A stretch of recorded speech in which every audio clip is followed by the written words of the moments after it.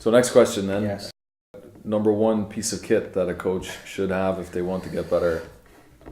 Number one piece of kit that's really inexpensive, I would say, would be a stopwatch.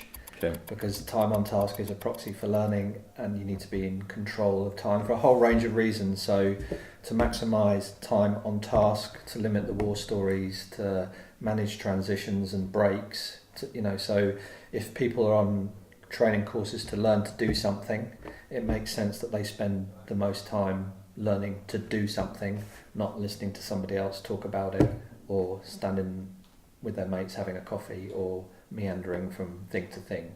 And the way that you control that is by timing it. So I'm going to work for 5 minutes, I'm going to time it for 5 minutes, we're going to have a 5 minute, or whatever it is, and have it on a stopwatch so you know, because time slips away.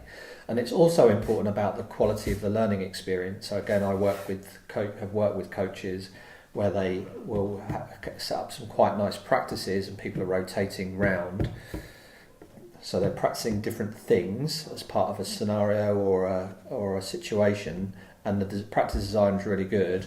But as a learner, I get 1 minute on this, 3 minutes on that, 6 minutes on that. So it's really uneven, and depending.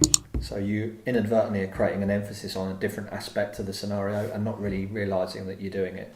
And the way that you control it is to time it with a stopwatch.